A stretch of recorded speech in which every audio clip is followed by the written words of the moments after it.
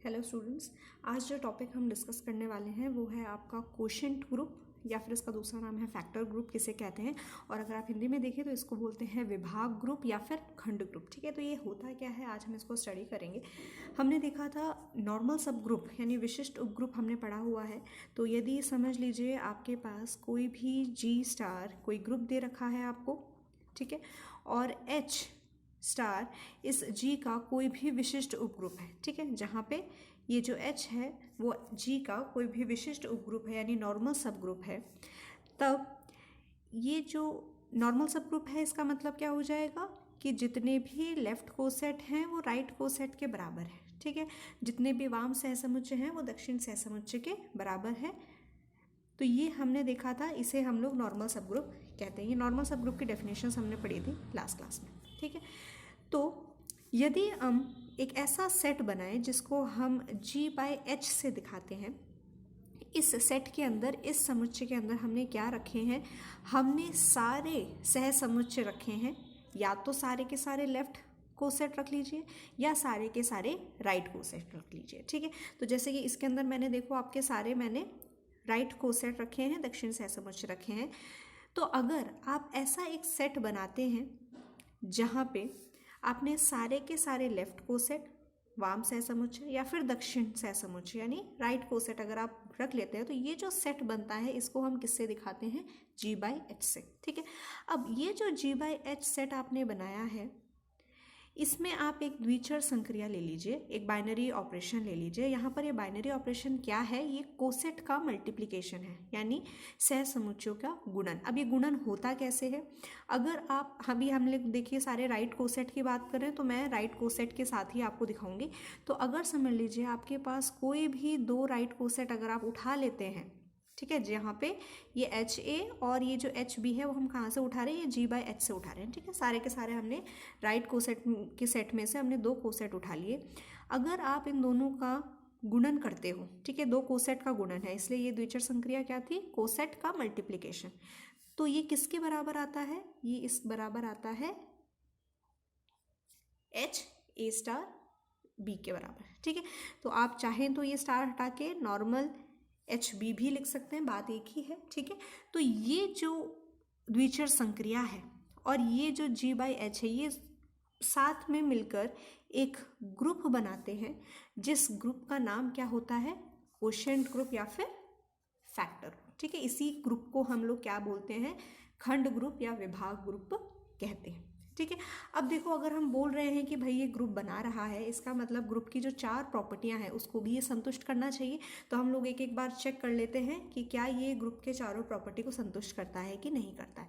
तो पहली प्रॉपर्टी हमारे क्या थी, क्लोजर वाली प्रॉपर्टी थी, बाइनरी ऑपरेशन की द्विचर संक्रिया का जो नियम है वो उसको संतुष्ट करना चाहिए। तो क्लोजर प्रॉपर्टी क्या है, अगर हम कोई भी दो अवयव इस वाले सेट से ले और द्विचर संक्रिया करें तो भी वो इसी सेट में आनी चाहिए। तो हमने देखो यहाँ पर दो अवयव ले लिया हमने, तो HA और HB हमने कहाँ से उठाए हैं, G/H से। ठीक है, G/H से उठाए हैं तो इसका क्या मतलब होगा, ये A और B कहाँ से आ रहा होगा, G से आ रहा होगा। यही तो परिभाषा थी हमारी। देखिए कोसेट की ये जो HA आता है वो कहाँ से आता है, ग्रुप से आता है।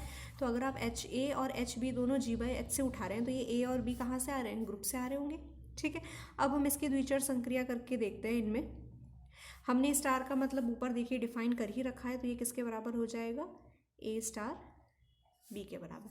अब हमें ये बात पता है कि अगर ये G आपका ग्रुप है, G तो ग्रुप ही है और ये H क्या है, इसका विशिष्ट उपग्रुप था। ठीक है, तो देखिए ये G अगर ग्रुप है और A और B अगर आप G से उठा रहे हैं तो इसका क्या मतलब होगा, ये जो स्टार हम लोग करेंगे ये भी कहाँ से आएगा, ग्रुप से ही आएगा। ठीक है, ये भी आपका ग्रुप से ही तो आना चाहिए। तो यहाँ पर दो अवयव आप ग्रुप से उठाओगे तो इन दोनों के बीच का जो द्विचर संक्रिया लगाओगे वो भी कहाँ से आएगा, ग्रुप से आएगा। ठीक है, यहाँ पर एक बात बहुत इंपॉर्टेंट ध्यान रखना, ये जो स्टार लग रहा है ये दो कोसेट के बीच का स्टार है। ठीक है, और यहाँ पर ये जो हम लोग दोनों के बीच में जो हम बाइनरी ऑपरेशन जो यूज़ कर रहे हैं, ये दो अवयव अगर हम G से ले रहे हैं, ये और B, तो ये जो इनके बीच में हमने स्टार लगाया है वो भी इस G वाला बाइनरी ऑपरेशन ही है। तो यहाँ पर ये स्टार से कंफ्यूज नहीं होना है। अवयव अगर ए और बी के बीच में स्टार लग रहा है, इसका मतलब जो हमने ग्रुप के साथ स्टार लिया है यहाँ पर ये वो मतलब है। अगर आपको थोड़ा सा डिफ्रेंशिएट करना है, यहाँ पर एक छोटा सा डैश लगा दीजिए, ठीक है। तो ये स्टार डैश का मतलब क्या हो जाएगा, कोसेट का गुणन, और ये सिंपल स्टार जो हमने इन दोनों के बीच में लगाया है, ये दो अवयवों के बीच में हम द्विचर संक्रिया लगा रहे हैं। तो एक तरह से अलग अलग है, आपको पता होना चाहिए हम लोग किन के बीच में ये ऑपरेशन कर रहे हैं, ठीक है। तो अब देखो, अगर ए और बी हम जी ग्रुप से उठा रहे हैं तो ए स्टार बी भी ग्रुप से ही आएगा। तो यानी ये जो ए स्टार बी है ये भी ग्रुप से आ रहा है, ठीक है। यानी ये पूरी की पूरी चीज़ किस में बिलोंग कर रही है, जी बाई एच में ही तो बिलोंग कर रही है, क्योंकि जी बाई एच में किस तरह के अवयव थे, एच, और उसको हम किससे गुणन कर रहे हैं, किसी ए से, जो कि ए कहाँ से आ रहा है, ग्रुप से। तो ये भी तो देखो इसी फॉर्मेट का है एच, और हम किसी ऐसे अवयव से इसको गुणन कर रहे हैं जो कहाँ से आ रहा है, जी से। देखो ये जी से ही तो आ रहा है, ठीक है। तो ये वाला जो पूरा का पूरा अवयव है वो भी किस में बिलोंग कर गया, जी बाई एच में। तो ये आपका क्लोजर प्रॉपर्टी को संतुष्ट कर गया। सेकेंड, हम यहाँ पर देखो एसोसिएटिविटी यानी सहचर्यता चेक कर लेते हैं। तो सहचर्यता में हम लोग क्या करते हैं, तीन अवयव उठा लेते हैं। तो तीन अवयव अपन दिए गए सेट जी बाई एच से उठा लेते हैं।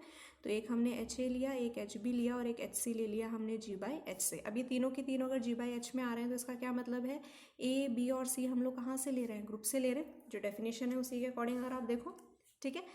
अब इसको हम लोग सहचर्यता का नियम एक बार लगा के देखते हैं, एच ए एच सी। तो एक बार पहली बार हम लोग इन दोनों के बीच में कोसेट गुणन करके देखते हैं, ठीक है।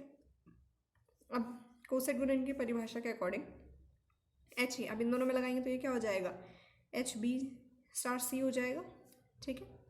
अब वापस से इन दोनों के बीच में कोसेट गुणन लगाएंगे तो ये क्या हो जाएगा, ए बी सी, ठीक है। तो अब यहाँ पर देखो ये ए बी सी है, ये अगर ए कॉमा बी कॉमा सी अगर ग्रुप से आ रहा है तो इसका सीधा सा मतलब क्या होगा, जब हम इन तीनों को द्विचर संक्रिया लगाएंगे तो भी तो ग्रुप से ही जाएगा। और अगर ये ग्रुप है तो ग्रुप के में तो सहचर्यता एसोसिएटिविटी होती ही होती है। यानी अगर आप ए बी सी को पहले ए बी को करो या पहले बी और सी को साथ में करो, दोनों बराबर है। तो ये सेम चीज़ यहाँ पर देखो, इसको भी हम लोग कैसे तोड़ सकते हैं, अगर यहाँ पे सबसे पहले बी और सी को साथ में लेकर हमने काम किया था, ठीक है। अब हम इसको इस तरीके से भी लिख सकते हैं, क्योंकि ये तीनों का जो गुणन है वो तो ग्रुप से ही आ रहा है, ग्रुप में ये चीज़ संतुष्ट होती है, तो हम ये ब्रैकेट इधर से हटा के यहाँ पर भी लगा सकते हैं, ठीक है। अब इसको वापस से आप तोड़ लो, इसको कैसे तोड़ सकते हो आप, एच ए एच बी और ये कैसा हो जाएगा, एच सी। तो यहाँ पर देखो, चाहे ब्रैकेट पहले इन पे लगाओ या पहले पहले दो पे लगाओ, सेम ही आएंगे। तो ये एसोसिएटिव की प्रॉपर्टी आपकी होल्ड करती है। थर्ड, एग्जिस्टेंस ऑफ आइडेंटिटी, यानी आपका तत्समक अवयव विद्यमान है कि नहीं है, एग्जिस्टेंस ऑफ आइडेंटिटी। तो तत्समक अवयव देखते हैं, इस जी बाई एच के अंदर तत्समक अवयव होता क्या है। तो तत्समक अवयव की डेफिनेशन, तो अगर मैं कोई भी अवयव जी बाई एच से लेती हूँ तो तत्समक अवयव क्या होता है कि एच ए से किसके साथ आप कोसेट मल्टीप्लिकेशन करोगे कि वापस से आपको एच ए ही मिले। तो यहाँ पर आप देखो, एच ए को अगर हम एच ई से करते हैं तो यहाँ पर ये ई कहाँ से आ रहा है, सारे के सारे ग्रुप से ही आ रहे हैं। तो ये ग्रुप का तत्समक अवयव है, ये जो ई आपने लिया है ग्रुप जी का, ठीक है। तो ये क्या आ जाएगा आपके कोसेट मल्टीप्लिकेशन के हिसाब से, ए ई आ जाएगा। और हमें पता है भाई ये ए भी ग्रुप का एलिमेंट है, तत्समक अवयव है, तो किसी भी अवयव को तत्समक अवयव से करते हैं तो वही अवयव आता है आपका, एच ए ही आएगा, ठीक है। अब इसको हम लोग क्या लिख सकते हैं, एच ई ए लिख सकते हैं। क्यों, ये सारा काम हम लोग क्यों कर रहे हैं, क्योंकि ए ई बराबर ए होता है बराबर ई ए होता है। ये सारा हम ग्रुप में तो करते ही हैं, ये तो सब ग्रुप का अवयव है, तो ग्रुप में तो ये चीज़ होती ही होती है, ठीक है। तो ए ई बराबर ए हो गया, और ए को मैंने कैसे लिख दिया, ई ए। इसी के साथ मैंने देखा जाए तो आप इस सब में एच एच ऑपरेट कर दो तो ये तीनों चीज़ें बन जाएंगी आपकी, ठीक है। अब इसको कैसे तोड़ के लिख सकते हो आप, एच ई एच ए। तो देखो स्टार लगाना है, लगा सकते हैं आप। तो यहाँ देखो, एच ए को जब मैंने एच ई के साथ किया तो वापस से आपका एच ए ही आया, और सेम चाहे आप एच ई को पहले लिखो एच ए को बाद में लिखो, हमेशा आंसर आपका एच ए ही आएगा। तो इसमें आपका तत्समक अवयव क्या हो गया, एच ई, या आपका हो जाएगा आइडेंटिटी, ठीक है। फोर्थ हमें देखना है प्रतिलोम, इन्वर्स एग्जिस्ट करता है कि नहीं करता है। तो ग्रुप अगर है तो हर अवयव का प्रतिलोम यानी इन्वर्स होना चाहिए। तो आप कोई भी अवयव ले लो, एच ए मैंने ले लिया जी बाई एच से, ठीक है। अब आप लोग यहाँ पर देखो, एच ए को आप किसके साथ ऑपरेट करोगे कि आपको क्या मिल जाए, एच ई मिल जाए। तो एच ई तो तभी मिलेगा जब मैं एच ए इन्वर्स के साथ करूँगी। कैसे, ये कैसे आएगा आपका एच ई, कोसेट मल्टीप्लिकेशन लगाओगे तो ये ए इन्वर्स हो जाएगा। तो ये कैसे आ जाएगा, एच ई बना, ठीक है। और इसको आप लोग कैसे लिख सकते हो, एच ए इन्वर्स ऐसे भी लिख सकते हैं आप, ए इन्वर्स को इधर कर दो, ए को इधर कर दो, ठीक है। और ये हम कैसे लिख सकते हैं, H A inverse star H A, ठीक है। तो यहाँ देखो एच ए का प्रतिलोम क्या हो जाएगा, एच ए का इन्वर्स, क्योंकि तभी हमें क्या मिलेगा, तत्समक अवयव आइडेंटिटी मिलेगी। और चाहे ए इन्वर्स को इधर लिखो, एच ए वाले को राइट साइड में लिखो, दोनों में हमारा एच ई ही आ रहा है। या इसका मतलब एच ए का जो प्रतिलोम है यानी जो इन्वर्स है वो क्या हो गया, एच ए का प्रतिलोम वो हो गया आपका एच ए इन्वर्स, ठीक है। अब हमें पता है ये जो ए है आप ग्रुप से ला रहे हो जी से, तो ए इन्वर्स भी ग्रुप में मिलेगा ही मिलेगा। तो अगर एच ए है तो एच ए इन्वर्स तो मिलेगा ही मिलेगा आपको। तो ये आपका क्या हो जाता है, प्रतिलोम। अब देखो ग्रुप की चारों प्रॉपर्टी आपने सेटिस्फाई करा ली, क्लोजर, एसोसिएटिव, एग्जिस्टेंस, इन्वर्स। यानी ये जो एच ए है इस स्टार डैश के साथ क्या बनाता है, एक ग्रुप बनाता है जिसको हम बोलते हैं विभाग ग्रुप या फिर कोशेंट ग्रुप। तो ये आपके कोशेंट ग्रुप की थ्योरी है। तो अपन इसका एक एग्जाम्पल करके देखते हैं, ठीक है। तो एक एग्जाम्पल से समझिए आप। तो यहाँ पर देखो एक एग्जाम्पल करते हैं हम लोग कोशेंट ग्रुप का। अगर समझ लीजिए आपको एक ग्रुप जी स्टार क्या दे रखा है, ये हमें दे रखा है जेड प्लस, ठीक है। पूर्णांकों का समूह है विथ एडिशन योग के साथ। फिर आपको एक एच स्टार दे रखा है, ये आपको दे रखा है 4z प्लस, ठीक है। 4z है यानी हमने सारे पूर्णांकों को 4 से गुणा कर दिया, तो जो 4z वाला सेट हमें बनेगा। तो अगर आप इस सेट को खोल के देखें तो ये आपका क्या हो जाएगा, माइनस इन्फिनिटी से चलता हुआ माइनस का 2, माइनस का 1, 0, 1, 2 और ये आपका पूरा इन्फिनिटी तक जाता रहेगा। और 4z देखना है यानी इन सब में आप 4 को गुणा कर दीजिए तो ये हो जाएगा माइनस का 8, माइनस का 4, 0, 4, 8 एंड सो। तो ये आपका 4z हो गया, ठीक है। अब अपन को इसमें क्या निकालना है, g/h हमें इसमें बनाना है। इसका जो कोशेंट ग्रुप है, विभाग ग्रुप है, हमें वो बनाना है। अब देखो हमने जब विभाग ग्रुप की डेफिनेशन देखी थी तो हमने वहाँ पे नोटिस किया था कि जो H है वो नॉर्मल सब ग्रुप होना चाहिए, विशिष्ट उपग्रुप होना चाहिए G का, तभी आप विभाग ग्रुप या फैक्टर ग्रुप बना सकते हो। तो वैसे एग्जाम्पल हम लोगों ने नॉर्मल सब ग्रुप के टाइम पे किया था कि जो H होता है वो G का नॉर्मल सब ग्रुप ही होता है, ठीक है। तो अगर आप वहाँ पर नोटिस करें, क्योंकि इसका जो लेफ्ट कोसेट होता है वो राइट कोसेट दोनों बराबर होते हैं इसके अंदर, ठीक है। तो एक बार अपन और देख लेते हैं। तो देखो सबसे पहले यहाँ पर जो स्टार है वो आपका एडिशन है, तो एच स्टार ए आप बोलते हो तो ये क्या हो जाएगा आपका एच प्लस ए। और ये ए आप कहाँ से लेते हो, ग्रुप से लेते हो जो कि है आपका पूर्णांक का समूह, ठीक है। तो हम लोग एक बार कोसेट बना के देखते हैं, सारे सहसमुच्चय बनाकर देखते हैं। तो अगर हम देखो सबसे पहले ए का मान 0 लेके रख ले। वैसे तो देखो ए के लिए हमारे पास अनंत ऑप्शन है, आप एक कुछ भी ले सकते हो इसमें से। तो अपन एक हिट एंड ट्रायल सबसे पहले एक 0 लेकर देखते हैं। तो ए का मान अगर आप 0 लोगे तो ये इसका आप जब कोसेट बनाओगे तो ये हो जाएगा h प्लस 0। एच प्लस 0 का मतलब 4z प्लस 0। तो 4z प्लस 0 का मतलब 4z के हर अवयव में आपको 0 को जोड़ना है, ठीक है। यहाँ पे प्लस क्यों लिया है, क्योंकि प्लस आपकी द्विचर संक्रिया है। अब देखो 4z आपका ये दे रखा है, आप इसमें 0 जोड़ोगे तो ये सेम टू सेम यही आ जाएगा। तो ये आपका -8, -4, 0, 4, 8 एंड सो, ठीक है। तो ये किसके बराबर हो गया, 4z के बराबर ही हो गया। अब चाहे आप 0 को लेफ्ट से जोड़ो या राइट से जोड़ो, कोई फर्क नहीं पड़ेगा। तो ये 0 प्लस 4z के बराबर है, ठीक है। तो आप देखो लेफ्ट कोसेट और राइट कोसेट a बराबर 0 के लिए तो भाई सही है। अब a इक्वल्स टू 1 लेके देखते हैं तो ये हो जाएगा आपका h प्लस 1, तो ये हो जाएगा 4z प्लस 1। यानी आप क्या कर रहे हो, 4z में आप 1 को जोड़ रहे हो। तो 1 को अगर आप जोड़ोगे सभी 4z में, सब में आप 1 1 का एडिशन करोगे तो ये हो जाएगा आपका -7, -3, 1, 5, 9 एंड सो। अब आप 1 को लेफ्ट से जोड़ो या राइट से जोड़ो कोई फर्क तो पड़ेगा नहीं, तो आप 1 प्लस 4z भी लिख सकते हो। तो देख लिए 1 के लिए भी आपका लेफ्ट और राइट कोसेट, वाम सहसमुच्चय और दक्षिण सहसमुच्चय दोनों के दोनों सेम आ रहे हैं। a बराबर आप 2 लेके देखो यानी h प्लस 2, तो ये हो जाएगा 4z प्लस 2। अब आप 4z के अंदर 2 को योग कर दीजिए आप सभी अवयवों में, तो ये आपके पास हो जाएगा -6, -2, 2, 6, 10 एंड सो। अब 2 को राइट से जोड़ो या लेफ्ट से जोड़ो क्या फ़र्क पड़ रहा है, तो ये आपका 4z के बराबर हो गया। अब a इक्वल्स टू आप 3 ले लीजिए, a इक्वल्स टू आप 3 करेंगे यानी h प्लस 3 यानी 4z प्लस 3। तो ये आपके पास हो जाएगा -5 माइनस, ये हो गया आपका -5 -1 एंड 3 7 11, ये ऐसे चलता रहेगा। तो 3 को आप लेफ्ट से जोड़ो या राइट से जोड़ो, इसमें भी कोई फ़र्क नहीं पड़ेगा। तो सारे लेफ्ट और राइट दोनों देखो, आप नोटिस करो, ये जो एडिशन है प्लस से क्या फ़र्क पड़ेगा? अगर आप a प्लस बी करो या b प्लस सी करो, b प्लस a करो, आंसर तो सेम ही आना। तो ये तो बिल्कुल कॉमन सेंस की बात है। एडिशन के केस में आपका हमेशा लेफ्ट और राइट कोसेट बराबर ही होंगे, ठीक है। लास्ट अपन एक बार a = 4 रख के देख लेते हैं। तो h + 4 यानी 4z + 4। अब आप देखो 4z मतलब इसमें सारे आपके 4 के टेबल वाले अवयव आ रहे हैं, ठीक है। इसमें आप 4 और ऐड करोगे तो वापस से 4 की टेबल ही बनेगी, ठीक है। बस यहाँ पर थोड़ा सा खिसक जाएगा, लेकिन बनेगा तो पूरे के पूरे यही अवयव। तो आप यहाँ पर देखोगे 4 इसमें ऐड करोगे तो ये हो जाएगा -4 -0 4 8 एंड सो ऑन। तो ये एक तरह से आप देखो 4 + 4z करो तो भी, और दूसरी तरफ अगर आप देखो तो ये 4z ही तो बना, 4 के गुणन ही तो बन रहे हैं सारे के सारे। तो यहाँ पर जब हमने a = 4 लिया तब देखो आपकी रिपीटिशन शुरू हो गई है, मतलब a = 3 तक आपके पास सारे भिन्न कोसेट आ गए थे। अब जैसे a = 4 क्या, ये a = 0 के बराबर आ गया, देखो 4z यहाँ से रिपीट होना शुरू हो गया।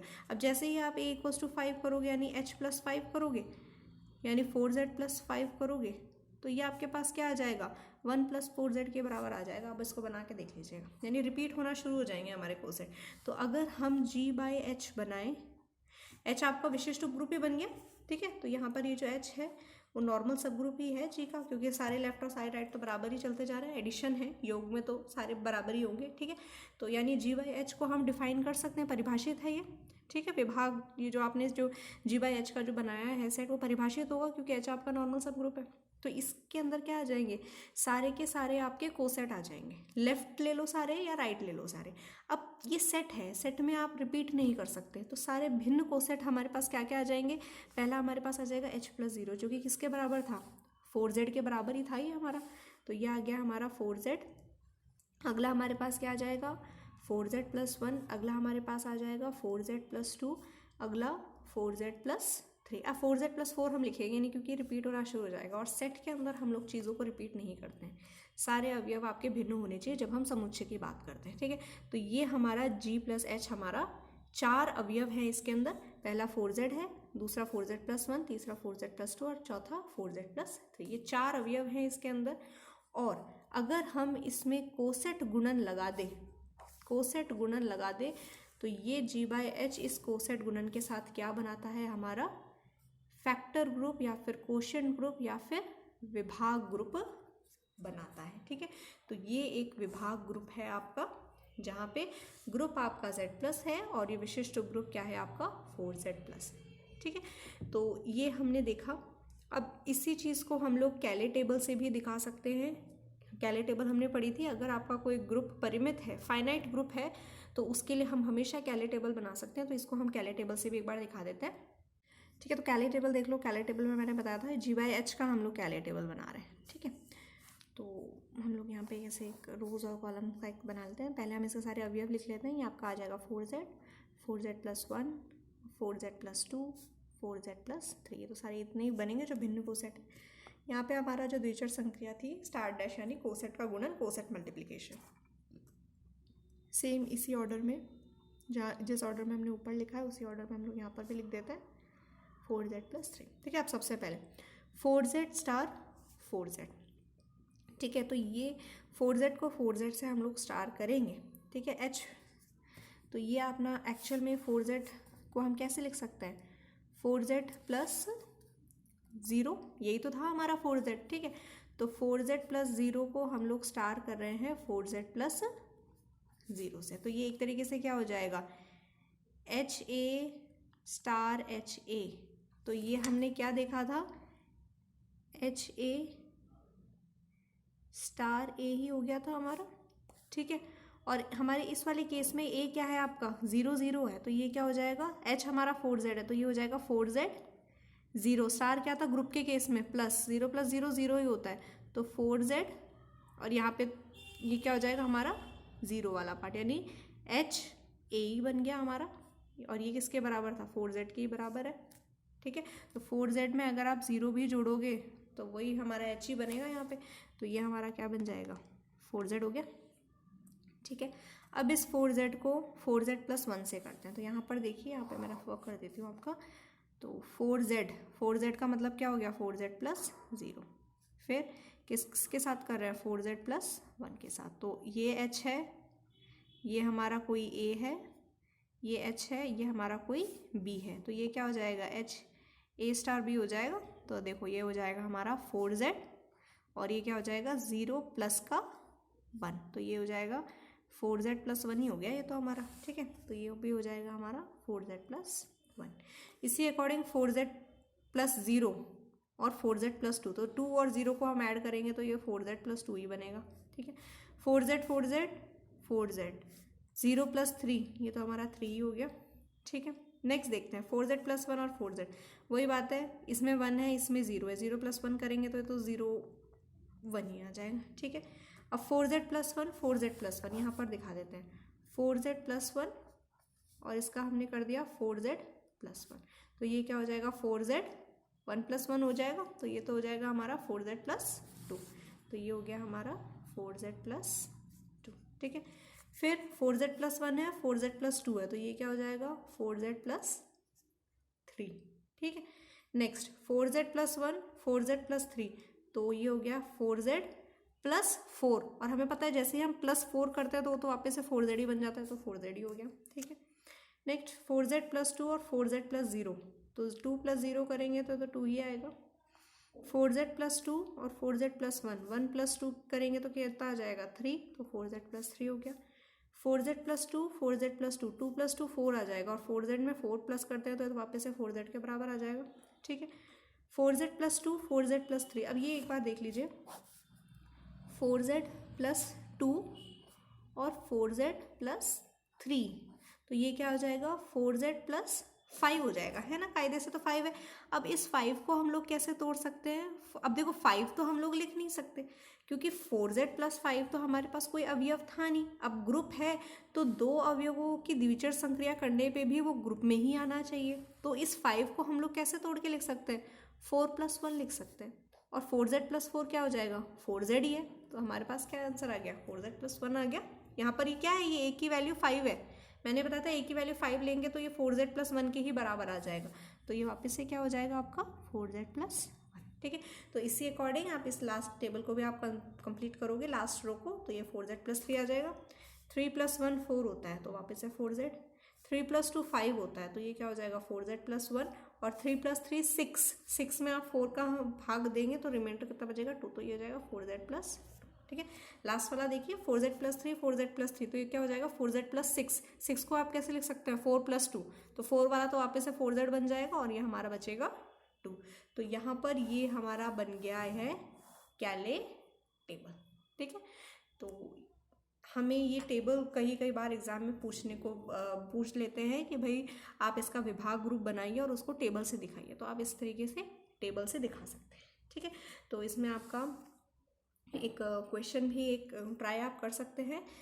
अगर आपके पास समझ लीजिए ग्रुप दे रखा है Z8 + 8 और H आपको दे रखा है 0 4, और द्विचर संक्रिया सब ग्रुप है तो सेम द्विचर संक्रिया रहेगी +8 + 8, तो आपको इसमें G/H दिखाना है, और इसकी आप एक बार टेबल भी बनाकर देखिए कि आप इसे कंस्ट्रक्ट कर पा रहे हैं कि नहीं कर पा रहे हैं। ठीक है।